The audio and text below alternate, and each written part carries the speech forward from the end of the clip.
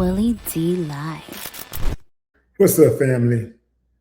Michelle Obama issued a punch to the gut at Donald Trump, your president, over one of his biggest insecurities while speaking at a star-studded ceremony honoring her husband, former President Barack Obama.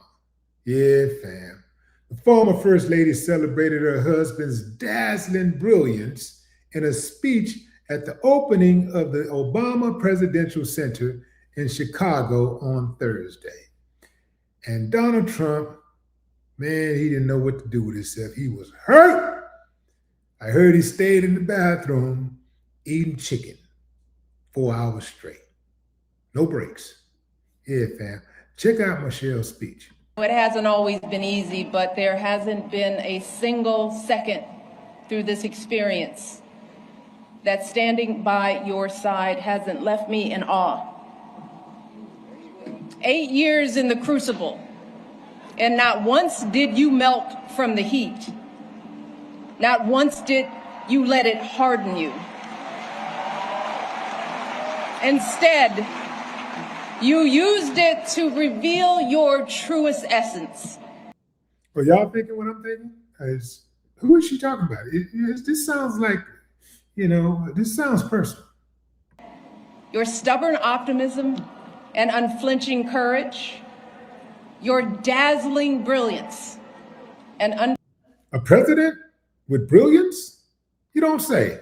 unpretentious decency, your ferocious work ethic, an absolutely unshakable moral fiber.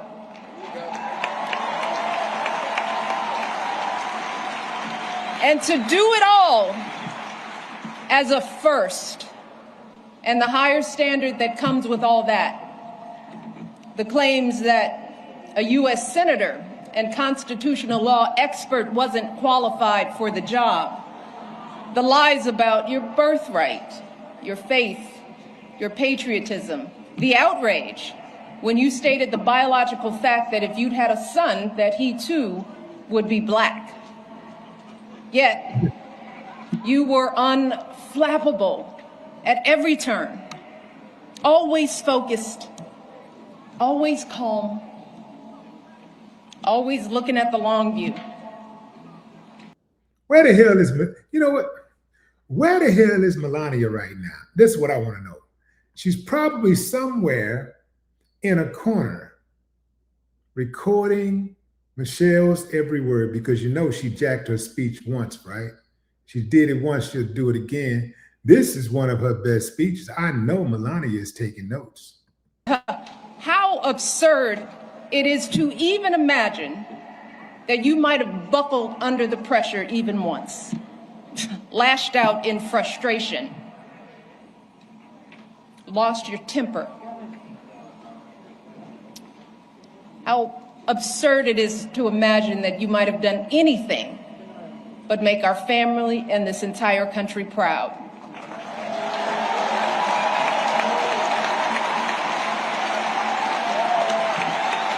No, you were too busy.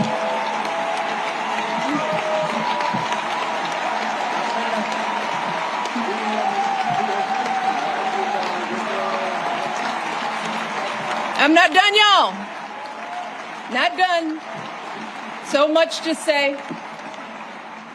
You were doing the people's work, rescuing our economy, expanding health care, ending a war, ordering the bin Laden raid, saving an auto industry, winning a Peace Prize.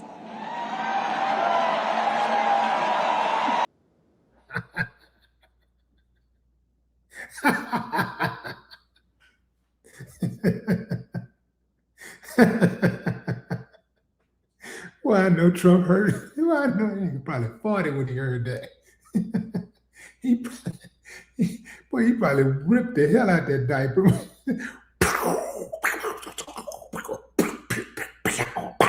Boom.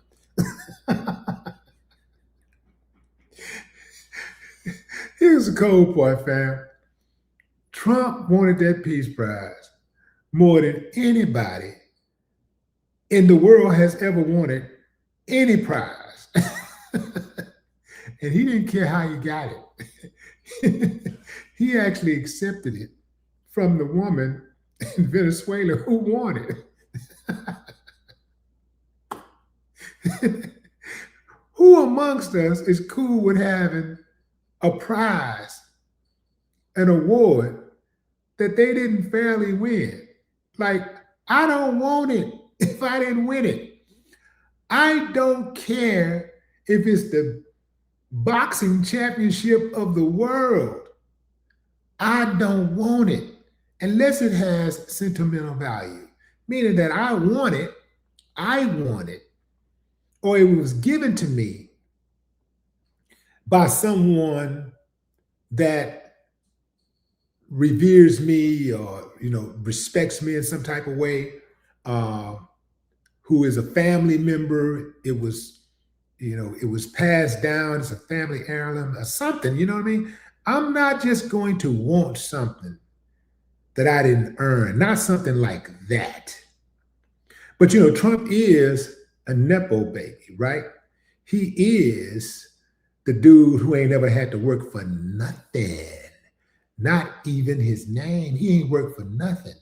It was given to him. So he's used to stuff being given. He's used to not having to work for stuff. You see? So I can see somebody like him who ain't gonna win anything unless he cheat. He ain't gonna win nothing. I bet you Trump ain't got no trophies at home. Like from like elementary, middle school, high school. I bet he ain't got one trophy. I bet you that anytime he tried to compete, he lost so badly that it just made him give up and never want to compete again. That's why he's so angry. That's why he's so obsessed with Barack Obama. Barack Obama is beloved. You see the other presidents was there. Clinton there. Biden was there. Bush was there. He even got the Republican president, former president there. But Trump wasn't invited. He mad. He is mad.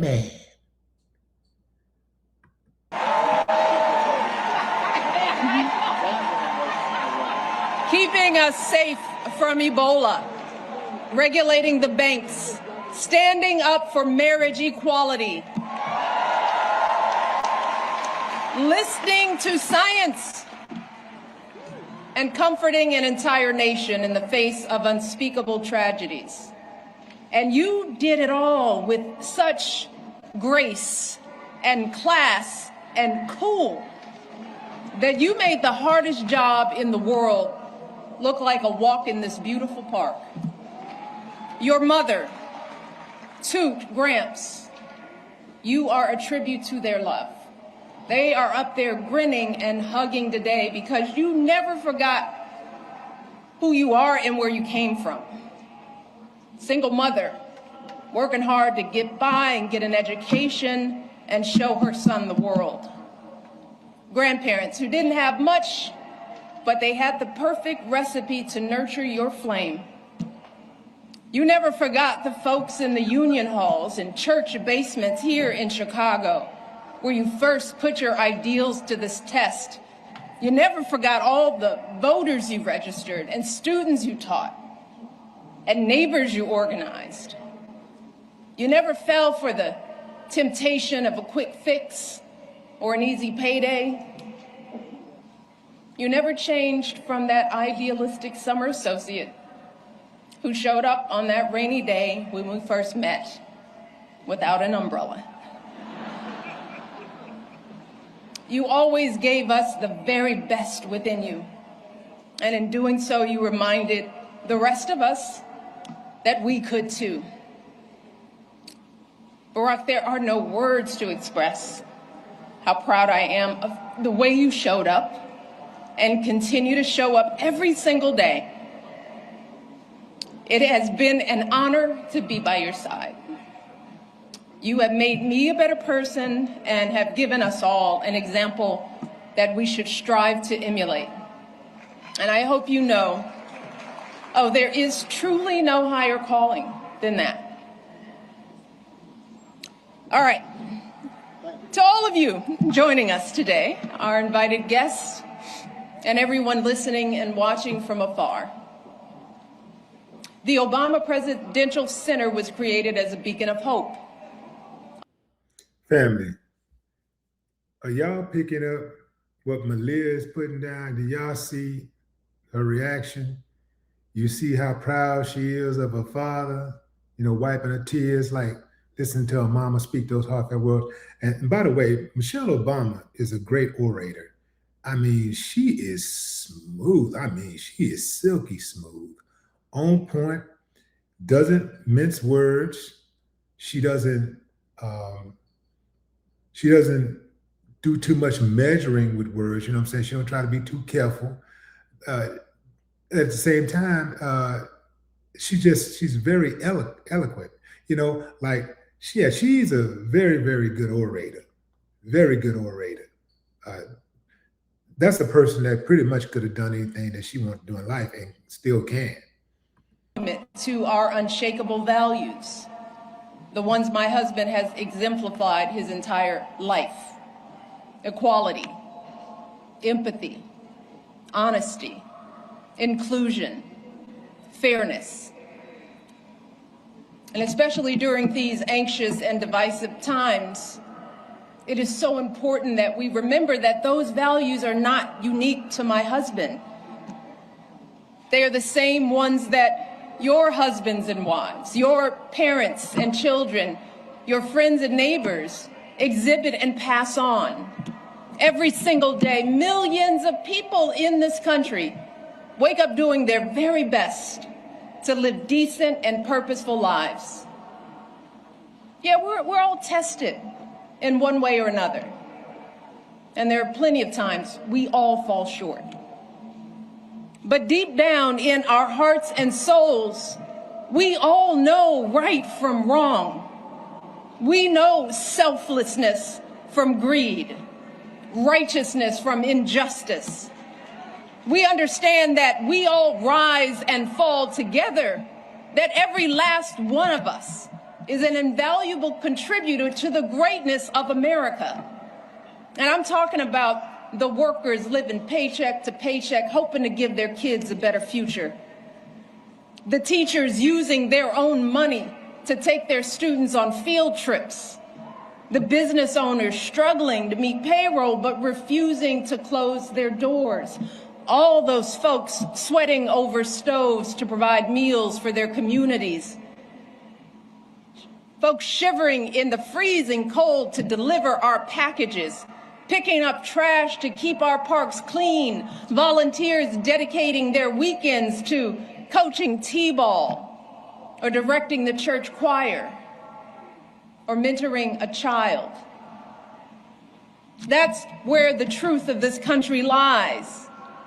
Not in grabbing as much as we can get for ourselves or knocking folks down to prop ourselves up, but in the overwhelming goodness, the relentless striving, the quiet dignity that is inside all of us. Our greatest hope is that this center can reflect back just a fraction of that light, that it can capture the beauty of who we all are, no matter what we look like, or where we come from, or how much money we earn, or how we pray, or vote, or speak, or love. It's why during our administration, we threw open the White House doors to all sorts of folks who don't usually get to meet the president or first lady, the families pinching pennies to send their first child to college, the teenagers who know that a hot afternoon means the bullets start flying, the military spouses and children serving and sacrificing just like their loved ones in uniform, the Native kids showing us that resilience and pride can never be stolen, the 4-H'ers and FFA members with calluses on their hands from feeding livestock, the immigrants proving what it truly means to be a dreamer. These folks aren't Americans too. They are America. They are the beating heart of this country. They are us and we are them. And to ignore this simple truth, to refuse to respect the contributions and experiences of people who aren't exactly like us, y'all, puts us all at risk. Failing to see the humanity in all people puts us all on a slippery slope. And once that slide starts, there's no telling where it stops. A dangerous precedent that flies in the very face of our faith and of the founding promise of this democracy, that all of us are created equal, that each of us is a child of God with inerrant value. And no one, and I mean no one, has the right to sit in judgment of who's American enough.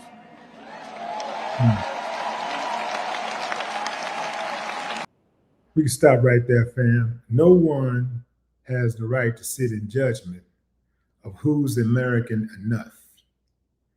See, the people that often try to sit in judgment of who's American enough, they're not American enough because they don't really believe that Constitution. If they did, they'd adhere to it, but they don't. They absolutely don't. If they really believed in that Constitution, they would have never tried to overthrow the government. They wouldn't give pardons to people who try to overthrow the government. They wouldn't make excuses to people for people who try to overthrow the government. What I'm trying to tell you, fam, is that these people don't care nothing about the law. These people are lawless. The laws are there to protect them and to control you. Yes. See, that's hard for some of y'all to hear, but it's real. And that slippery slope that Michelle was talking about, us being on, we've been on that slope for a while now. And as she said, ain't no telling where it's going to take us. Yeah, I say this all the time. Now, I cover a lot of stories. I cover a lot of stories that are where division is centered. But my hope has always been for us to get it together, to come together, to get it together. Because at the end of the day, we are stronger. Anytime we've come together, we've always been stronger. You can always tell when there's a crisis. Anytime America is at a crisis, it's just like this. People just start coming together, just automatic.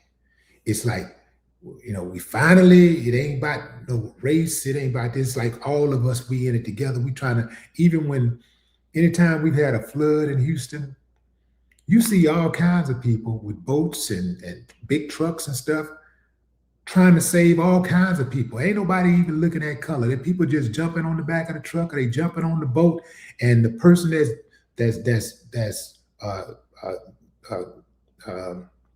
got in the boat, that person is the person that's controlling the boat. That person could be any color, and the people that's jumping on the boat could be any color. They don't care. It's like when we're in a crisis, it's like people are in like a panic and survival mode. So nobody's thinking about no damn race and stuff. Nobody's thinking about the stupid shit. It's only when we take time to slow down and, we start back to reading and watching these race hustlers and all these kind of people. It's only when we start slowing down and watch that type of stuff and start consuming that type of stuff do we get back focused on this whole thing. And the thing is that we're all Americans. So how does it make sense for us to be all Americans, but we we draw the line uh, on race. We draw the line on race. There are Americans out here who think that they're doing good if other Americans are doing bad. That is the most ignorant thing that I ever heard of. But there's people out there that really think like that. They think as long as these people over here doing bad, we doing good. Now, the irony is when we go to the Olympics, it don't matter what your race is, you're hoping America wins as many gold medals as possible, as many silver medals as possible, and we're rooting for America now. We're rooting for Americans. It don't matter what color the person is. If they got that American flag on, if they got those stripes, we are rooting for them. But then, and they can go out there and win a gold medal, come right back here and get called the N-word. That's America for you. Michelle Obama did Donald Trump dirty. Wish you could have saw it. But that's okay, fam. I got a pretty good imagination. No more talk.